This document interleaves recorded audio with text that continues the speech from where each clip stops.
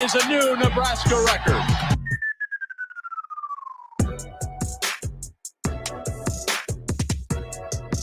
We are live here from 93.7 The Ticket Studios, and I am Jake Bachman alongside Steve Taylor. This is weekly rap sessions with All-American quarterback Steve Taylor. Steve, how's your week? I don't know. I had a tough week, man. I got ambushed by my family. I got ambushed by my two daughters plus my wife. So I got ambushed with that. So I'm still kind of recovering from all the, what they call it, shrapnel stuff from the bombs. Oh yeah, and all the fragments and everything. So I'm kind of recovering from that. What'd you do? What happened? I just show up. I think by me just being the only male in the house, you know, they just don't get it. They don't get it. So I just get bombarded. So you try to give them a different perspective and you try to have a conversation with them, but ultimately I'm the problem. I'm the problem. I'm the reason. Yeah. It's all because of me. How many daughters do you have? Oh, I got three. Yeah. And no sons? Of course not. No, yeah. No, of course not. No. Yeah. Maybe I should have had some. I was going to say, I know different people like different family sizes. At some point, you might have just gave up. Did you want a son at one point? I mean, I would have liked to have had one maybe, but that's what the man upstairs, gave me. No, I'm okay with not having I really am. People don't believe that, but I really am, because I see a lot of boys out there, and I was like, that's someone's boy that they really wanted, and I wouldn't want to have anything to do with them. That's right, yeah. No, so I'm perfectly good with it. Yeah. And I don't know how it would have been. I don't even know if I'm a good father now. I think I am, but after the other night, I don't know. I'm like, where did I go wrong?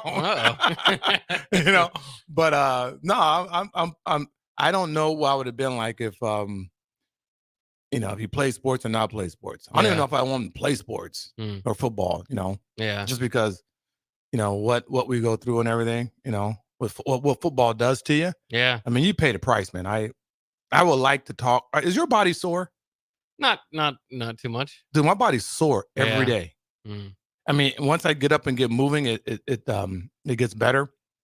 And I was pretty much injury free. I've had two postseason post surgeries from football, and I was lucky, right? No knee injuries, nothing like that.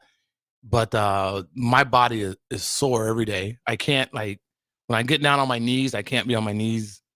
I got to get padding. I got to get pillows. Yeah. And it's just sore. So I don't know how to. I would love to know how it feels. So I got a 20 years of football body, and I'm pretty much healthy. I walked 3 or 4 times on the golf course, and so I don't know. And I had this little conversation with E, who played football here, because I put something on Facebook that, maybe I would have played baseball or something like that, because it's just not as physical. Because football takes a toll on you physically and mentally. Yeah, it really does. No other sport. Yeah, and I play 3 other sports. So yeah. No anyway, doubt. I don't know. So I'm recovering from that. Yeah. Yeah. What do you think about the NFL? I mean, they kind of have this, they're changing tackle ways that you can tackle, and now allowing you to have, different concussion protocol or whatever on your different concussion preventers on your helmet. Yet adding more and more games, it is the same. It kind of defeats the purpose. Yeah. It's like, you got to shorten it. You can get the same effect with less games, but you make more money. Right. Yeah. It's all about the money, right? So it's hard, because when, on one side it's like they're preaching safety, and on the other side, like, ooh, money. Hey, the older you get, the wiser you get, and more you see how the finances influences things, and which is a nature of the beast. I'm, except for the NIL, I'm glad I'm not playing professional sports. I mean, playing sports, right? I would love that NIL when I was in college. But besides from that, man, it's a totally different game. And what kids are going through and what they're doing and everything, and transport. I mean, it's a totally different era, different generation of how business is done. And now I'm that guy where, like, we did it like this, or this is the way it was done. I'm not like that totally, but I see why guys say that. I feel for defensive players. I can't imagine playing defense with all those rules and regulations and restrictions. Yeah. And they're for the betterment, for the most part, for the betterment of the game, but it takes a lot out of you and what you can do. So it's such an offensive minded league now. And I get that. I get it, but it detracts from a gladiator sport to some degree. Yeah. A lot actually. Yeah. Yeah, I mean, football's it's a commitment, and it's sometimes a life commitment when you go in there and play. And like you said, it is, man. It's crazy to think from the outside. You have a group of guys that get together, and you say, well, at some point somebody's gonna twist their ankle and break their leg, and then everybody goes, yeah, it's gonna happen, but you can die. I mean, right? Yeah. Every play you risk your life. Yeah, you risk your life, and paralysis, injury. I mean, you risk your life. Yeah. And I remember playing for Nebraska when I was 18 or 19. I thought I would play the game for free, which was utterly ridiculous. But I love the game that much. I love the physicality of it. I was golfing the other day. I was so bad yesterday. And I walked off the tee box. I said, that's one thing good about football is that you can hit someone or you can run someone over, where golf is like, you got to channel all that aggression and everything and try to be focused. You don't want to trip your clubs. They're kind of expensive. So. You don't want to. And I don't throw clubs or anything. No, that's good. I learned my lesson probably, 10 years ago where I hit a bad shot and I just kind of like flipped my 6-iron, or I don't know, wedge or something. It was a 6-iron. I just kind of tossed it in the air, not violently or anything. And it hit at the exact point where it cracked in half. It just popped. Yeah. It was just a little toss. Yeah. And so ever since then, I was like, I won't even toss the club. So I got to channel all that stuff inside. And man, I was so angry making the turn yesterday. It was unbelievable. I shot like a 47 on the front. And I was in position several times. It was just horrible. Yeah. But it took me a while. I didn't calm down until the back. It took me a while to channel all that. But that's what's nice about football. You can take out that aggression. You can hit someone. Yeah. Yeah. Yeah, that's kind of funny because even in life when you have disagreements with subcontractors, I just want to get on the football field. I just want to whack the crap out of them, but you can't. Along with everything else, right? Yeah. You can't do that, so it makes it very. It's challenging.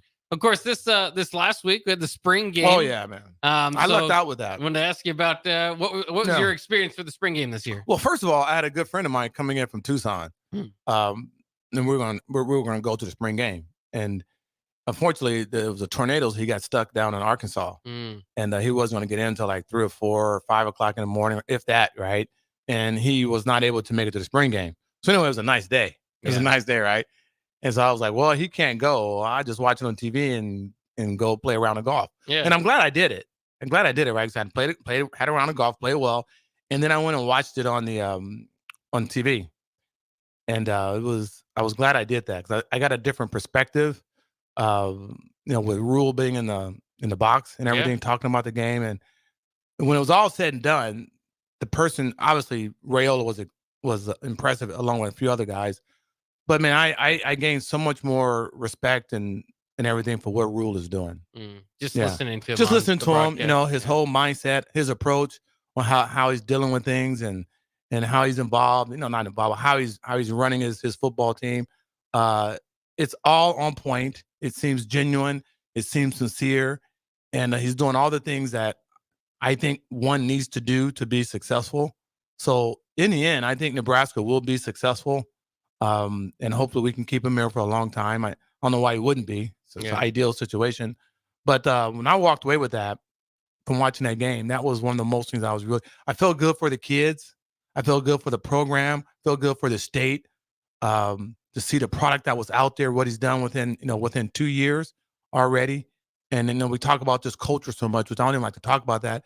It's just coaching and mentoring young kids, creating a good, healthy environment for kids to thrive and be successful on and off the field, and putting that first. And it was really a delight to hear him speak. And I just, that's what I walked away with the most. Yeah. Is that these kids got a really good chance to have fun, to win football games in Nebraska, to get back to, being, a respectable, but a dominant force in the collegiate football.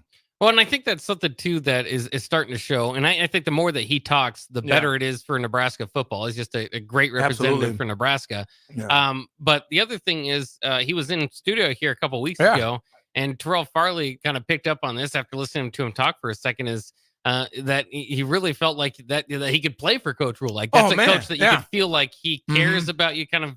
Reminded him of Tom Osborne. And I don't know, I think there's guys like Bo Pelini, his players wanted to run through a wall from him, but I don't know if every coach of the last, 10, 15 years has necessarily been that type of coach where you would want to run through a wall for him. You would want to play for him because the care factor is there. Yeah. See, and Pelini did that. And when I look, Pelini was kind of like that. But the difference with Pelini and Rhule is that Pelini was more of a cult type situation. No, it was. It was like us against the world, which is really not a healthy environment and a true environment, right? When you feel like you're competing, it's you against the world and against the University of Nebraska. You're competing with the fans. You're competing with the former players. You're competing with the history of the Nebraska football, all that kind of stuff, But they like Coach Pelini, and I think that just came from an element of just being frustrated and the demands of and the pressure of being the head coach at the University of Nebraska-Lincoln. In any Power 5 university. So I understand that with Coach Pelini because the players loved him. But Rhule is different, is that these kids, I think, for the most part, now you're always going to have disgruntled players, that just aren't happy. Things didn't turn out the way they wanted them to. But they're playing for the right reasons. And in the long run, long-term wise, that's what's healthy and good for the program. So that's why I was so pleased to hear that. And then the stuff he's doing in the community, and everything, it seems very, very genuine, effortless. It doesn't take a lot of work. I think that's who he is. And in the end, that's when you're going to be able to build something with that. Yeah. I mean, I agree with you. I think people are feeling, if you weren't completely in on the Rhule hire, I suppose, to begin with, I think you are by now, even though after, a rough first season. But, compared to what? Well, similar first season to what we've had. But no, I'm just saying, compared to what we've had before, it was like, I was surprised they did what they did, And so the overall team talent has been drastically improved within what he's had, 2 recruiting classes. Yeah. I don't really count the first one because, that's, you're dealing with so much damage control and stuff like that. But the overall team talent is good. The overall team speed is good. Especially the quarterback situation, is drastically improved, in my opinion, as far as overall talent, depth, and guys having a chance to, maybe be drafted. Yeah. All that's good stuff. So it's really good to see that for Nebraska. Yeah. Well, let me ask you, what did you feel about Dylan Raiola and his debut? A lot of people came away very impressed. Yeah. What did you think? I think I saw exactly what I was expecting to see. I'm not saying I know everything, but we had talked about this when guys say, "Do you think he can be ready to start?" I'm like, absolutely. I mean, what you saw on Saturday is a true reflection of what's going on a national scale as far as players, their opportunities, their growth, their maturity. I mean, and they're so much more prepared than, say, I was or guys before us because of what's out there and what they can do. I mean, you heard him talk about he's going to go work out with Patrick Mahomes. Yeah. I mean, that's that's the best of the best. Right. And to have the opportunity, and he's been doing that already, right? So, I mean, you're so far more advanced than where guys were. But that's a representative of what's going on nationally with all the 7-on-7 camps, all the emphasis that's put on sports individually, like football, basketball, whatever. These kids can really work with the elite, the most elite in that particular sport at such a young age. So you're going to develop mentally, and you're going to be so mature. You're going to be so much further along than what guys were when I played. And so he looked good. It is a spring game. There's not a lot of pressure. I mean, he had a different type of pressure as far as going out there and looking like a quarterback, right? With all these high expectations. But, I think he did an excellent job. I think most of the guys did, I think you saw growth with Double H, with what he's going through and everything. So, it's really nice to see. So they still have fall. They got the summer to work out, and they're going to have fall camp. So I think whoever wins the job, whoever it is, they should be prepared to take on the season. How much of it, and there was kind of a talk about, going in, what we've heard from different people. Mike Minnery stands out as saying that just impressed with kind of his kind of pre-snap type of ability as far as like seeing the field. How much of that can kind of change for a quarterback as far as winning the battle? I mean, because the physical tools are there. Yeah, well, you have to be able to do that. You have to know where to go with the football and that kind of stuff. And then your physical attributes are going to help you out. Like, definitely, he throws the ball extremely well. I think he does. Has a great delivery, great, timing and everything. You're not going to see him miss like open receiver, open receivers, things of that nature. So, in that aspect, he's going to have his difficulty. Now, spring game is very, very vanilla. I mean, they line up in exactly where they're supposed to be. You don't see a lot. They're not really disguising coverages. You don't see a lot of secondary blitzes, linebacker blitzes. You don't see a lot of that stuff. So it's extremely vanilla. So that's going to help you make your reads a lot sooner, a lot quicker, and that kind of stuff. Now, what's going to happen once you get into fall camp and things get more complicated and more diverse and schemes to do things, then that's going to be more of a challenge. And then once teams learn what he can and can't do and prepare for him, or whomever the quarterback is, throughout the season is going to be more challenging. But he has the basic tools. When I say basic tools, he has a great foundation of what he can do.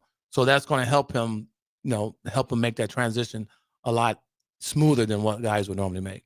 And he did have one pick. Obviously, he threw it a little bit behind him, defender, but it got popped up in the air. But other than that, one of the things that's kind of interesting is that I might have been as impressed with his incompletions as some of his completions, because he at least puts the ball in a place where only his receiver can get it. Exactly. At times, they didn't, but but it's not like anywhere near the danger zone. Yeah. I watched the first quarter, and then I called my buddy Jay Foreman. I said, dude, I just want to, because I didn't want to be overly critical. I didn't want to do that. Right. And so, I mean, a lot of it's, I don't know if the layman guy would know, like, passes that he threw, or I'm talking all the quarterbacks, right? Through, they really weren't under duress. Right. They weren't under duress. Right. And so that makes a huge difference on your accuracy and where you go with the football. And I felt very sorry for the defense, right? Because when they score points, they have a completion, they run down and score, and the fans kind of ignore the fact that, well, he would have been sacked. Yeah. Right? He would have been sacked, right? Anyway, so in that regard, I had to just step back and say, okay, I don't want to be too overly critical. Let me call Jay and say, what did you see? What did you think? And then I had to pause and step back and go back and watch the rest of it. Yeah.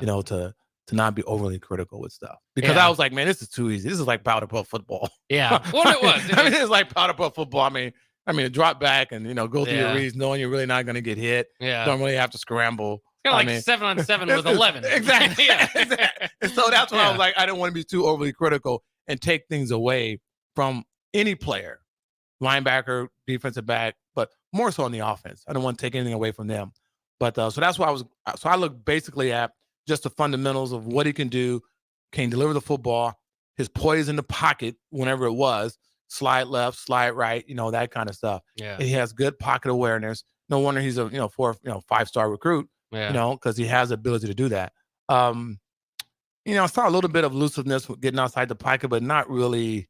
You really can't tell how elusive a guy really is, until you're in the heat of the battle. That 2-point conversion pass I thought was one of the more impressive ones, where they moved the tackle box. Basically, they moved him on the run, and he hit a pretty impressive pass. No, he delivers the football well. Yeah, and it was good to see that he can do that.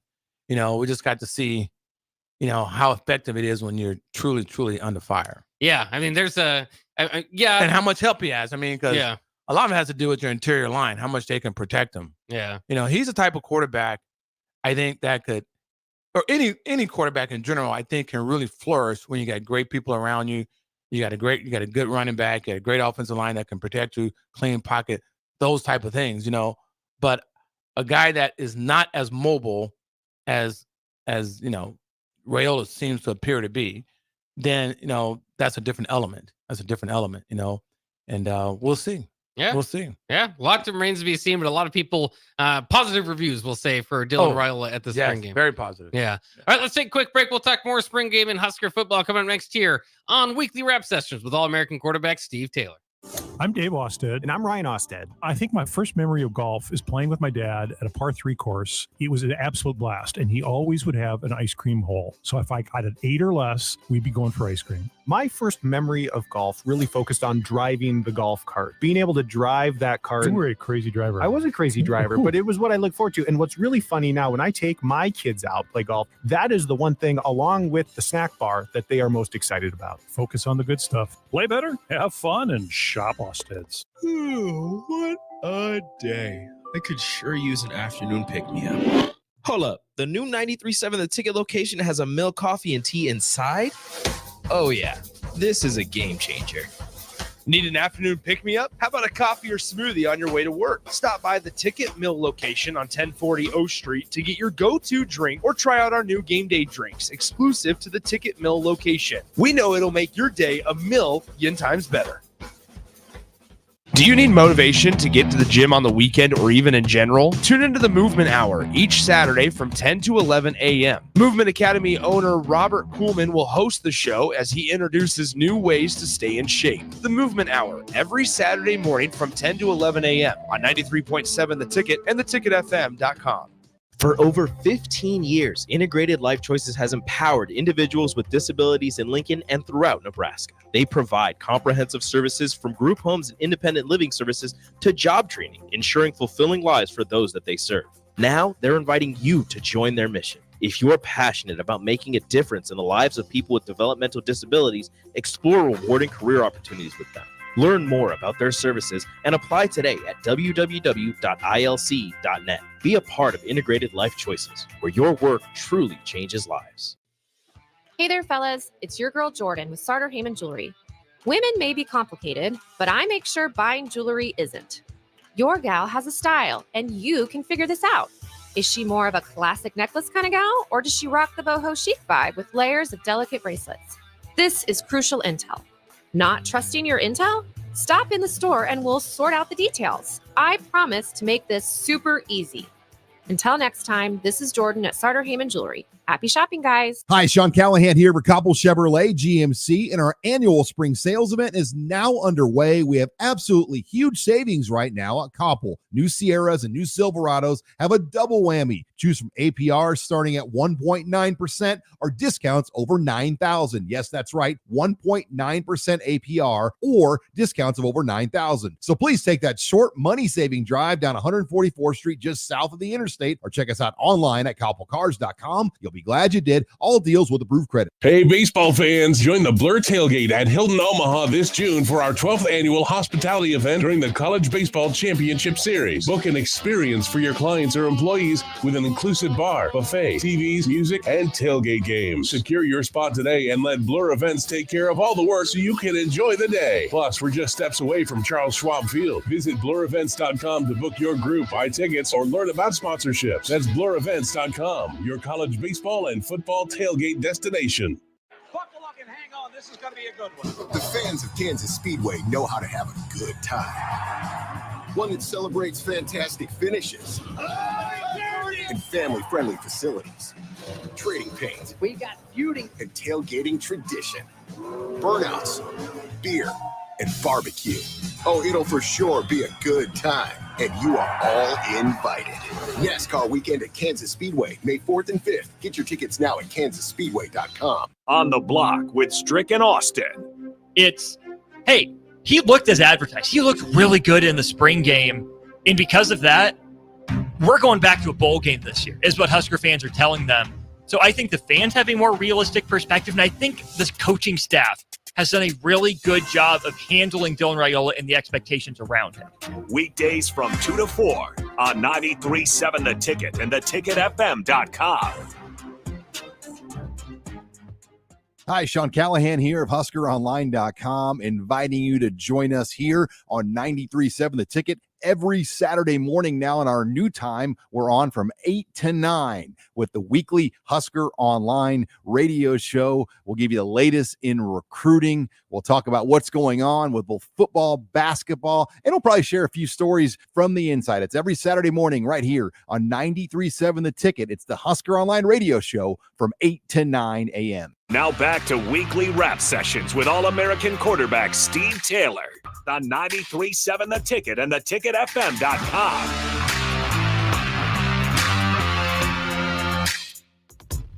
We're back here on 93.7 The Ticket with weekly rap sessions with All-American quarterback Steve Taylor. I'm Jake Bachman alongside Steve Taylor. We were just talking about the spring game, in particular Dylan Raiola. Who else kind of stuck out to you in the spring game, Steve? There was a couple that you mentioned weapons. I thought Jacoby Barney was interesting. And so what was kind of stood out to you as far as the weaponry? You can help me out with their names, but just to see the overall, the offensive, the wide receivers and wingbacks and tight ends, their overall team speed, what they can do, run after the catch. They can run by guys, which is huge for a quarterback to stretch the field vertically. And they're young. Yeah. Young. I don't even think Malachi didn't even play, right? No. Yeah, so we even have him. So that has been upgraded 80%, in my opinion, and what guys can do. So the running back situation, I didn't really see too much there. I don't know what you thought about that. Yeah. You really can't get a good look at the offensive line. A little bit more pressure than I would have liked to see, with some guys. But just the overall team speed. Yeah. I mean, on both sides of the football. Now, special teams, we still got to do something with that. Yeah. There's a little bit of a concern, a couple of mistakes there. Yeah.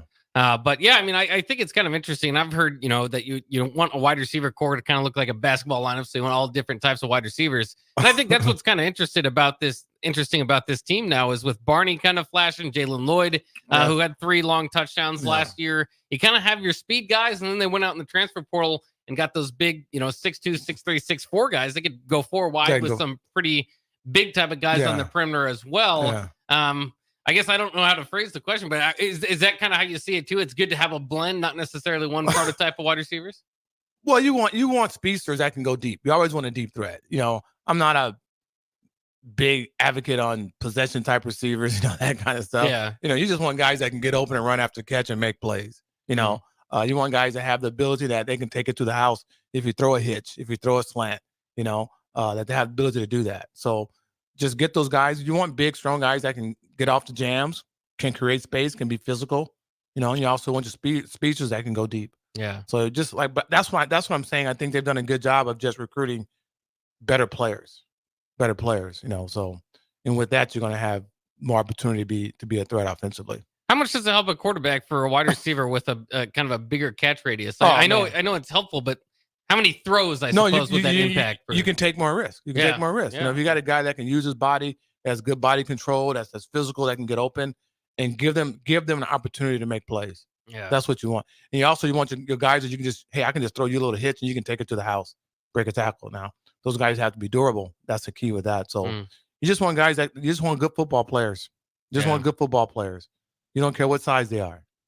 Well, I agree with you. I mean, you too. do, but you just want good football players that can make plays, and that's what I like about Coach Rule is that they're not to say the previous administrations didn't do that, but Frost recruited a couple guys that were good, but unfortunately, the way he ran his house, they all left. Yeah, and that's evident in the draft, and getting guys in the right position. With the McCaffrey kid, I don't know why he wasn't moved. We lost Wandale, who was a 2nd-round pick. Yeah, had a great career. Playing out of position here. So I think Rule has a good job of doing that. You may recruit a guy for this position, but hey, if they're better here on the other side of football, linebacker, defensive back, receiver, whatever, let's see what they can do. Yeah. So, and that's what I meant by cleaning up the quarterback situation. We got guys that are legitimate quarterbacks. They're not a project. Well, Heinrich Harburg was kind of maybe labeled project early in his career, but I think this spring game, I mean, he showed he's got some zip on that ball. We all know he had a strong arm. It was kind of the accuracy thing, and then with his his running ability, kind of got banged up and it wasn't as much of a threat. Yeah. He looked improved. Yeah. So what guys don't understand is that you become more accurate. You look like you have a stronger arm. It's like golf when you're committed. when you know where you're going with the football, when you can read coverages, and so your anticipation is going to be better and your arm strength is going to look better, when you have the ability to do that. And that boils down to being well coached, being better coached. And with the new quarterback coach addition, I think that's going to help them out tremendously. So now I feel like Double H could have a chance to be a fairly good quarterback, because he's a bigger kid. He has, I think, more mobility than all the other quarterbacks, So it'd be interesting to see how he improves.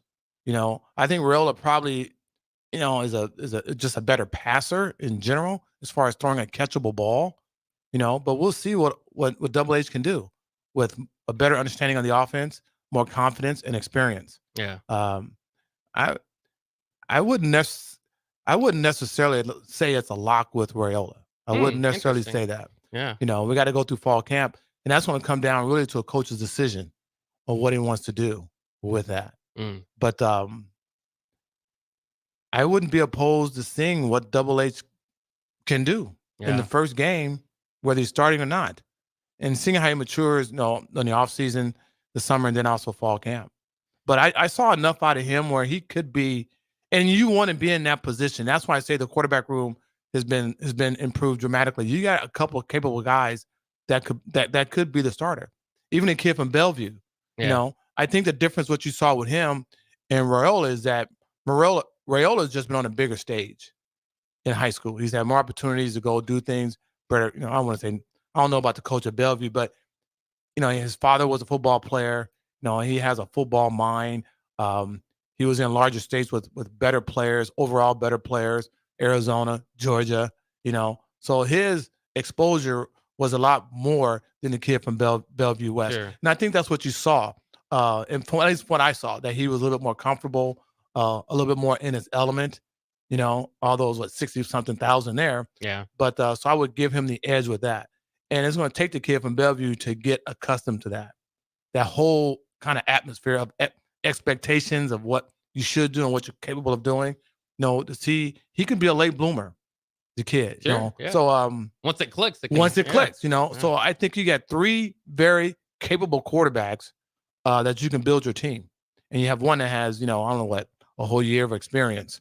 And that's huge dividends, because once you get into conference play, once you get into the season where you're seeing a lot of different fronts, a lot of different coverages, a lot of different things, that experience will definitely come in handy. Well, I think it's interesting too, the way that Matt Rule has wanted to extend this quarterback race into fall camp, because we've seen it in the past where, like, even Baylor last year, they kind of named their starter in the spring, had a guy transfer, and then they had injuries, and it came back and it was like, well, maybe we could have kept him. I mean, Nebraska went through that with Casey Thompson, I suppose, last year. And that's a totally healthy environment. I mean, it increases your level of play from those quarterbacks. Obviously you want to be the guy. You want to say I got the job locked up, but that's never really the case, until you're all conference and all that kind of stuff. So, but that's a good situation, and I think Coach Rule's done a great job with that. Even to get two talented quarterbacks in the same recruiting classes says a lot for how he has approached those kids individually. Yeah, that they have the confidence that, hey, I'm still going to have a chance to compete. It's not necessarily given to this 5-star guy or the guy who's an incumbent. So and like I said, that's why I want to get on a Rule bandwagon like that. I've always liked him and supported him. Didn't know much about him, before that. But when I talked to him a couple of times, or once or twice when I met him before the season, I think he's a good fit. I think he's a good fit for Nebraska. So we're really fortunate, I think. And then, with the whole exiting of Trev Alberts, now we got an AD that's on board with the head coach. All the pieces are in place for Nebraska to really, really start building something. Because I'm just going to go back to the last administration, was the Frost administration. That was a huge debacle, total disappointment. That's just the way it was. And things didn't happen the way we expected them to happen. And it's evident now for what Rule has done. I mean, I think Riley never really got the chance to do what he needed to do for whatever reasons, but that's the past. But now I think Nebraska's in a good stage or good point in their career, or where they are with the administration and everything, that we really got a chance to build something here if we just don't screw it up. Yeah. I mean, Nebraska often gets in its own way. Yeah, we get in our own way. But now I Yeah. think you got an AD that's not going to allow that to happen.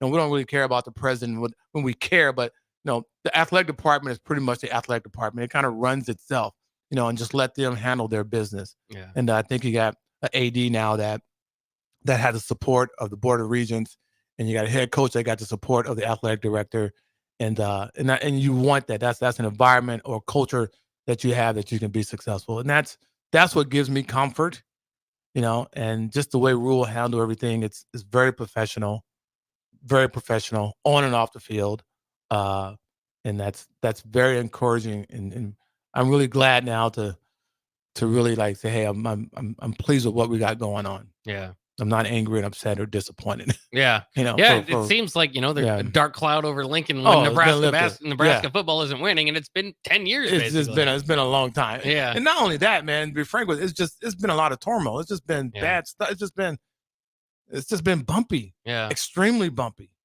I mean, I don't know how many athletic directors we've gone through and coaches. Not a lot of stability. Not a lot of stability, man. So it's just been hectic. So now everything is calmed down. And that's really what even watching the spring game, it was for me, it was a certain level of calmness that we're in good hands. Yeah. Now it's just watching the product and seeing where we are for the most part to see where we can go. Yeah. Yeah. Yeah. I mean, and one other note that I wanted to ask you, I suppose, is as you watch this, when we mentioned it, I mean, it wasn't a full defense wasn't going to sack you or anything, but Matt Rule went into the game saying, we know we can run. We want to kind of test the passing game. After that spring game, I thought the passing game was impressive enough, or at least you could see the tools that could make it impressive enough. Along with the questions at running back, do you think that this might be more of a pass-heavy team, or do you think it's traditional still ground game? No. I think the more confidence you get in your quarterback situation, your offensive lineman, players understanding what we're trying to do, they're going to throw the football, and they should. And I would want to, you know. But you also, you need at least 1,000-yard rusher. You need a good, stable running back that can carry the load. Where you have one or two, you have to be able to run the football. When it's 3rd and 1, 3rd and 2, you got to be able to line up. And Rule has that mentality. Hey, when it's 3rd and 1, 3rd and 2, we may pass, but we have to be able to bunker down and just get the yardage that we need. In order for them to be successful on a national scale, they're going to have to do that. Yeah. I mean, that's I don't care what league you're in, what conference you're in, you have to have the ability to get those tough yards on the ground with your offensive line, your quarterback, and your running backs. Yeah, Nebraska, of course, a lot of the running game was through their quarterbacks. Last year was one of the leading rushing teams in the Big Ten, but it only had one 100-yard rusher from the running back position all year long. And some of that can reflect poorly on the running game and not quite getting it over the hump. But a lot of it's the fact they didn't have a threat of a passing game. And another thing is too, we're going to see what type of influence this new quarterback coach has, because I didn't like, and the captain talked about the option game. I was listening to you guys. Yeah. I mean, we are done with that. That's one thing the captain and I would agree with him is that's passe. That's old news with the way we used to do things, or the way the option game was just in collegiate sports. So that's history. You're not going to get a guy like Raiola and be running, RPOs where you want him to carry the ball, 5 to 10 times a game. Yeah. You're not going to put him in that position, right? Like what we did last year with our old running plays that we did at Nebraska. So we're going to see what type of influence this new quarterback coach has on actually the game planning and the coordinating of what we do offensively. Well, I think that's a good point too, because I think naturally, obviously, the option they ran it a little bit, but it hasn't been a base offense in a long time. I had visions of Coach Osborne being at the game or being at home watching that and just having a great time seeing his plays being executed that he did 20 years ago. But of course, they did. They had designed quarterback runs 10 to 12 times a game, and I think to your point now. You might have one or two with Dylan, but I don't know. You better not have a lot. Yeah. I wouldn't say better. I wouldn't advise that. Yeah. Which is interesting too, because if Heinrich wins, then obviously you will have more. Well, can have a package for him at least. You may have a few more. You may call it a few more times to have that element, but even then, I don't think you're going to see that. I really don't. I mean, if we're seeing that, let's primarily get our running production out of running backs. Out of running backs. Let them tote that ball, 20, 30 times a game. Yeah. Yeah. All right, let's take a quick break here. This is Weekly Wrap Sessions with All-American quarterback Steve Taylor, breaking down Nebraska's passing game, running game, and everything from the spring game. We'll be back right after this break. The University of Nebraska Rodeo Association is excited to announce the 2024 Nebraska Cornhusker College Rodeo. Come on out to the Sandhills Global Event Center May 3rd and 4th. Cheer on your University of Nebraska Rodeo team as they take on teams from all across the Great Plains region. Friday is college night, and Saturday afternoon, kids attend free with purchase of adult general admission ticket at the door. Advance tickets on sale now at sandhillsglobaleventcenter.org. Tickets also available at the Fort South 56th in Lincoln. Don't miss the Nebraska Cornhusker College Rodeo May 3rd and 4th. Breathe easier inside your home with Bryant. Eliminate allergens and odors and control humidity too. For a breath of fresh air, call 467-1111. Bryant Air Conditioning, Heating, Electrical, and Plumbing. High schoolers, unleash your creativity and learn about potential careers in broadcasting at the Digital Expressions Media Camp. Have fun, make friends, and get hands-on experience with video and radio production June 9th through the 14th at the University of Nebraska at Kearney. Scholarships are available from the Nebraska Broadcasters Association, and spots are limited. Learn more at digitalexpressionscamp.com. That's digitalexpressionscamp.com. Garage doors can be expensive. Are you keeping yours in the best condition possible? This is Cameron Hall with Doors Plus. Doors Plus is a locally owned business that prides itself on the fast, reliable, and friendly service. Doors Plus offers flexible scheduling so you can book an appointment that fits your busy day. My team and I will come out to your property, both commercial and residential, and provide you with the necessary information you need to make sure your garage door is in working and smooth condition. Give Doors Plus a call today at 402-590-5800 to book an appointment and learn more about our preventative maintenance plans. Doors Plus, garage doors, and more. Soulful Casino in Havelock is a family-owned business providing incredible food and service that'll have you craving more with every bite. Soulful Casino offers everything from pulled pork to fried chicken, catfish, ribs, and even quesadillas. You want sides? They've got them. From fries, green beans and baked beans to collard greens, potato salad, and sweet dill corn. Stop by for lunch as they have specials Tuesday through Friday from 11 to 2 p.m. That's Soulful Casino, located in Havelock, where every bite you take fills the soul. What a day. I could sure use an afternoon pick-me-up. Hold up. The new 93.7 The Ticket location has a milk, coffee, and tea inside? Oh, yeah. This is a game changer. Need an afternoon pick-me-up? How about a coffee or smoothie on your way to work? Stop by the Ticket Mill location on 1040 O Street to get your go-to drink or try out our new game day drinks exclusive to the Ticket Mill location. We know it'll make your day a million times better. Gaina Trucking is hiring CDL Class A and B drivers. Gaina Trucking guarantees a 40-hour work week year-round, and their strong team culture makes it not a job, but a career. Gaina Trucking offers health, vision, and dental insurance, 401k with company match, an employee assistance program, and other bonus programs. Build a better career today with great team culture at Gaina Trucking. Learn more and apply today at GainaTrucking.com. Are you looking to get into the electrical construction industry or wanting a new scene? The electrical workers of Local Union 265 are now hiring licensed journeymen and apprentices and are offering great pay and benefits. Call Mike at 402-875-1034 to apply. Start your electrical career today. Sandhills Global is hiring. With their fast-paced, growing culture, they have hundreds of new openings in sales, marketing, traveling support, software development, web design, and more. Full-time roles offer a 4.5-day work week, along with flexible internships in most areas. Career and internship opportunities are available at our global headquarters in Lincoln, Nebraska. Find your fit today at www.sandhills.jobs.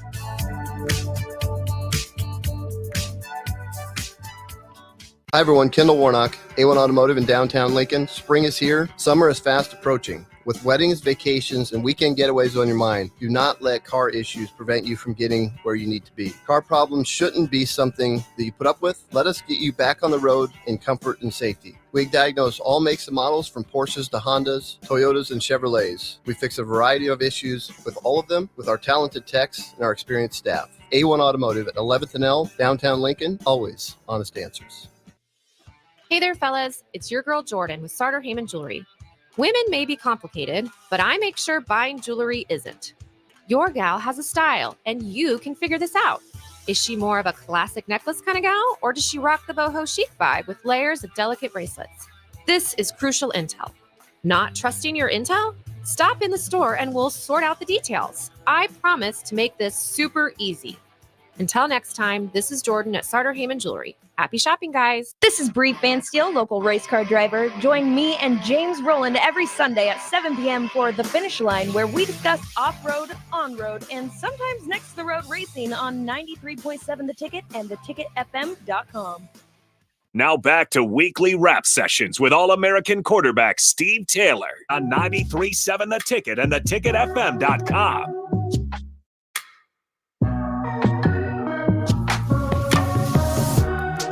One more segment here on Weekly Rap Sessions with All-American quarterback Steve Taylor. Steve, it's we got one more segment left. Anywhere you want to go, or I got some questions for you. Sure, let's go. Let's dive into it. Let's make them good. All right. Well, first of all, this University of Houston has informed the NFL that it will proceed with plans to add the alternate blue uniform. If you haven't been caught up with this, the NFL 6 months ago, Merchandise and License Division sent a cease and desist letter to the University of Houston, threatening legal action if the school did not halt what was described as University of Houston's blatant copying of the Houston Oilers themed uniform. So basically, the Houston Texans have trademark. They've got their own light blue uniforms. It's all obviously in a throwback to the Houston Oilers, but the University of Houston is arguing that light blue is more important to the city of Houston than necessarily just the Oilers. I think it's a beautiful. I mean, Oilers uniforms were beautiful back in the day. I did. I love that. I remember that.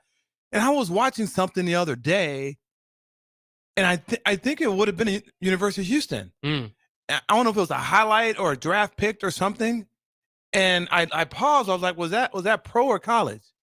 Oh, yeah. So I think they wore it once. They wore it, yeah. So I think that was the game. Yeah. I mean, I thought it was cool because I like that powder blue and I like the oil rig and all the helmet and all that stuff. And I was a huge not Herschel Walker, but what's his name? Earl Campbell, guy. Yeah. They were like each other. Both wore 34. Yeah. So I think the NFL is doing the right thing. Well, it's trademarked. I mean, it is. Well, I think they should. I just love the more light blue uniforms at Houston I can see, the better. So I hope the University of Houston wins that one, but we'll see. Wait, you going for University of Houston? Yeah. They're moving on with it. Yeah. Oh, we'll see if it I think becomes it's a cool. problem. I think it's cool, but they're not the Houston Oilers. Right. Yeah. They're the Cougars. They're the Cougars. Yeah.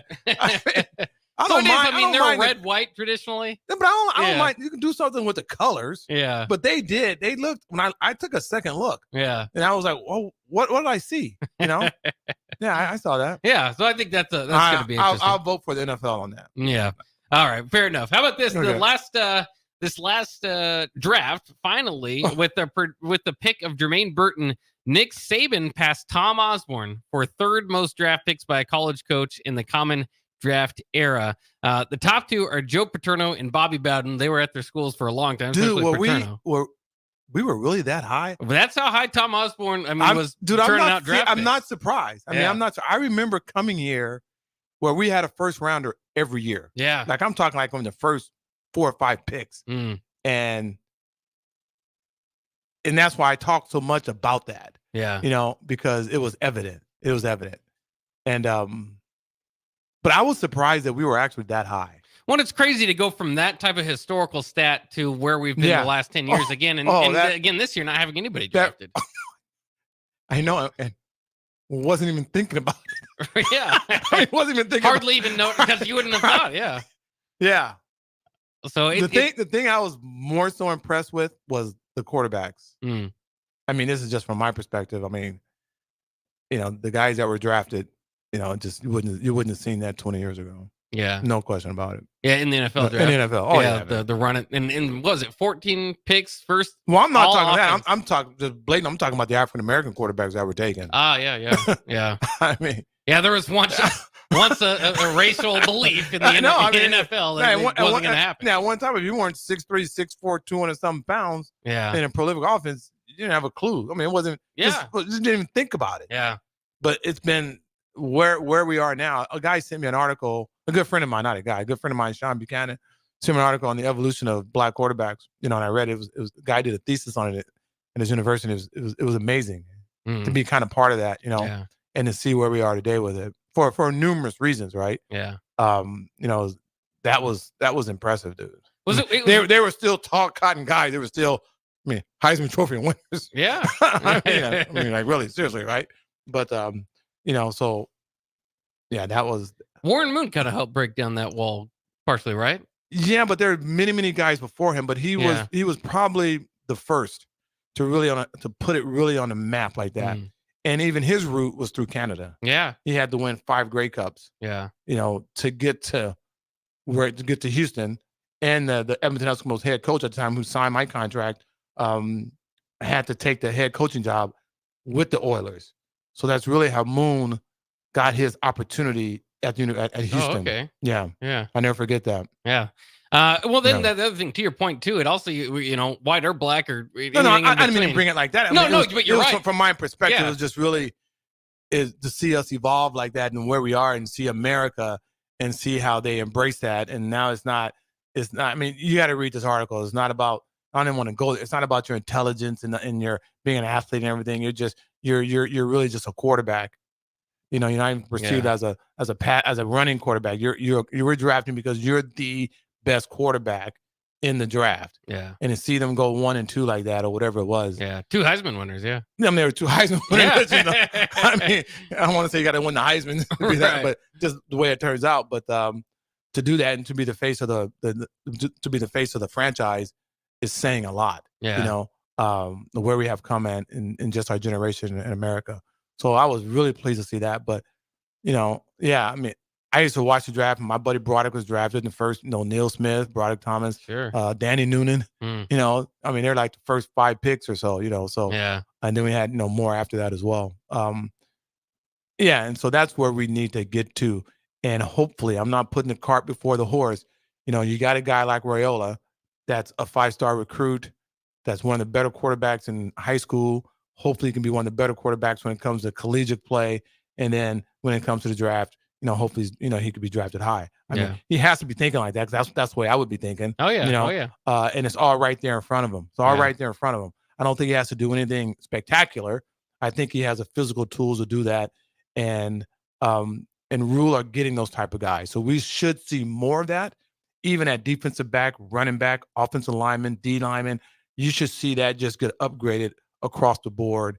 And I'm talking legitimately, 4 or 5-star recruits that have the potential, to leave early and do what they can in draft. So that's another good thing that I saw in the spring game. I saw some guys that if they just mature, we can get back in that fold, and it could be, don't be surprised in 3 or 4 years that we got a couple first rounders. Yeah. On either side of football. That would be welcome. Nebraska wouldn't that be 2011. Yeah. It's been a while. And how much fun that is, man. Yeah. Just the whole hoopla and the what they put into the NFL draft. I mean, in Detroit, it's crazy. Yeah.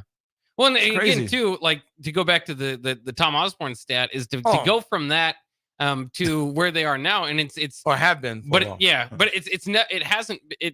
it never was something that was in the water at Nebraska. It was Coach Tom Osborne, it was his staff that were bringing guys up, and then once you have it, once you're a top 5 program, then the top athletes like the Dylan Raiolas that have that projection are going to want to come here, and so hopefully they can get that going again. And those are things I've been talking about for decades on radio. So yeah, we have an opportunity to do that. Yeah, now, I'm really excited for what's to come, and with this whole shakeup of the new conferences and everything, where we're going to be and how everything's going to line up. I mean, there's still so much change that's going to come down the pipeline. To see how this adversely affects, college sports and where we're going with it. Yeah, that's a whole nother conversation. Where college sports is, NIL, all that. It's I love NIL, man. Yeah, it's changing a lot. Changing a lot of things, and it's going to force the NCAA change, universities to change, college football to change. So it's a lot to see how this all plays out. Change, my friend, is inevitable. So you got to welcome it and we got to adapt. Otherwise, you die. That's right.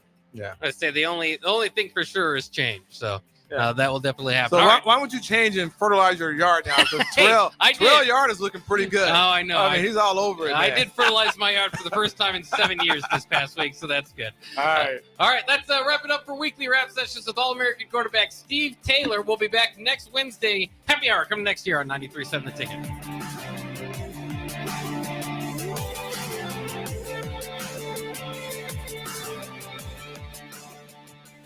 Hey, baseball fans, join the Blur Tailgate at Hilton Omaha this June for our 12th annual hospitality event during the College Baseball Championship Series. Book an experience for your clients or employees with an inclusive bar, buffet, TVs, music, and tailgate games. Secure your spot today and let Blur Events take care of all the work so you can enjoy the day. Plus, we're just steps away from Charles Schwab Field. Visit blurevents.com to book your group, buy tickets, or learn about sponsorships. That's blurevents.com, your college baseball and football tailgate destination. Are you looking to get into the electrical construction industry or wanting a new scene? The Electrical Workers of Local Union 265 are now hiring licensed journeymen and apprentices and are offering great pay and benefits. Call Mike at 402-875-1034 to apply. Start your electrical career today. Tune in to the Teammates Mentoring Hour each Wednesday from 6 to 7 p.m. on 93.7 The Ticket. Hear stories from the program started by Tom and Nancy Osborne and how it's changed mentors and mentees' lives and how you can be involved. The Teammates Mentoring Hour, Wednesday nights from 6 to 7 o'clock on 93.7 The Ticket and theticketfm.com. Liberty Law Group is committed to the pursuit of justice for those that have been injured. My name is Eric Hagan, attorney with Liberty Law Group. If you've been injured in an accident that wasn't your fault, call 877-42-LIBERTY. Our detail-oriented trial attorneys are committed to the highest quality legal representation. At Liberty Law Group, we will fight for you. Call 877-42-LIBERTY.